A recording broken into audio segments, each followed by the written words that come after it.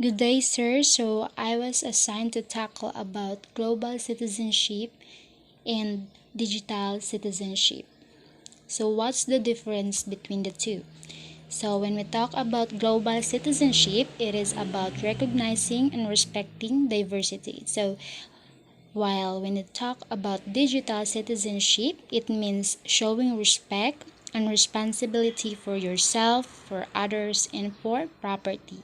And in such a program, it focuses on a safe and respectful behavior in any online environment. So let's talk about global citizenship. So it is a way of living that recognizes our world as an increasingly complex web of connections and interdependencies, one in which our choices and actions may have repercussions for people and communities locally, nationally, or internationally. So, what is a global citizen? So, according to Hannah Arendt, it is an ethic of care for the world. So, global citizenship nurtures personal respect and respect for others, and also it encourages individuals to think deeply and critically about what is equitable and just and what will minimize harm to our planet. So, exploring global citizenship help learners grow more and confident in standing up for their beliefs and more skilled in evaluating the ethics and impact of their decisions. So, a global citizen is someone who is aware of the wider world and has a sense of their own role as a world citizen, respect and values diversity, has an understanding of how the world works, is outraged by social injustice, and participates in the community at a range of levels from the local to the global, is willing to act to make the world a more equitable and sustainable place, and takes responsibility for their actions, and why is and lastly takes responsibility for their actions. And why is global citizenship education needed? So, according to Jerome S. Brunner, education must be not only a transmission of culture but also a provider of alternative views of the world and a strengthener of skills to explore them. To be effective global citizens, young people need to be flexible, creative, and proactive, so they need to be able to solve problems, make decisions, think critically, and communicate ideas effectively. So another is socially and culturally through the media and telecommunications and through travel and migration, economically through trade, environmentally through sharing one planet, and lastly, politically through international relations and systems of regulation. So, what does it look like in the classroom? According to John Dewey, education is not a preparation for life, but it is life itself. With the interconnected and interdependent nature of our world, the global is not out there. It is part of our everyday lives as we link to other in every continent.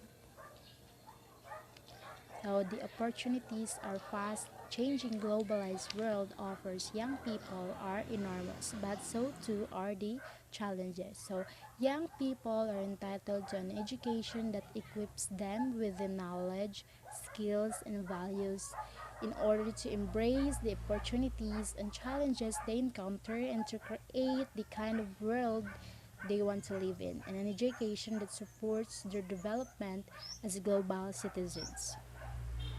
So that's why the role of the teachers is to enable students to find out about their world for themselves and to support them as they learn to assess evidence, negotiate and work with others, solve problems, and make informed decisions.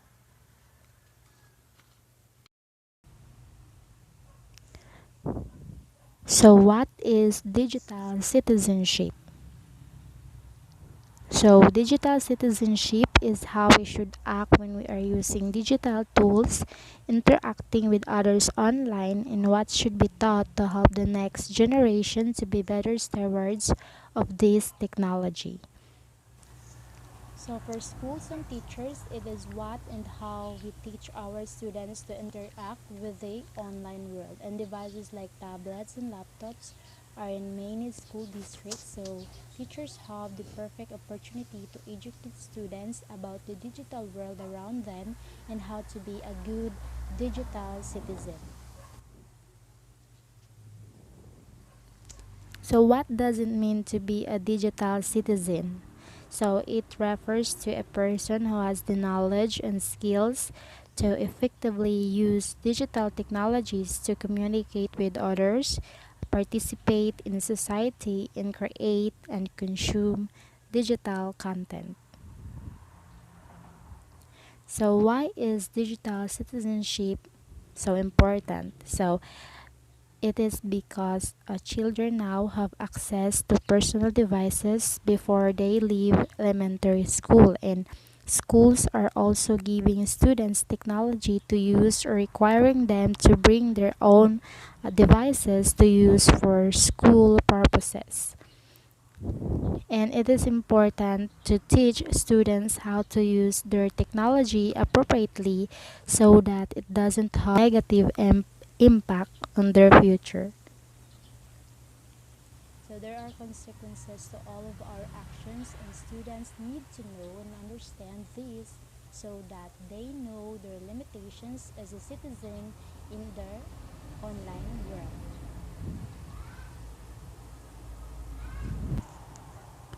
So digital citizenship for students. So it's all about teaching them how to be a good stewards of the digital world, as probably the highest priority is teaching them to protect themselves. So this means showing them the difference between their personal and public life. Also, teach them what an appropriate photo to post and how to respond to a friend when they are angry, and it's probably not posting on social media about it.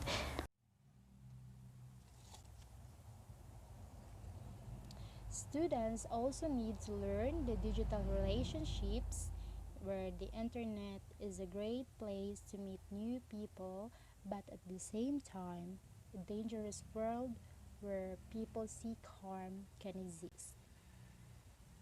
Not everything that happens to them needs to be published online. So, teaching them what should and shouldn't be posted is very beneficial.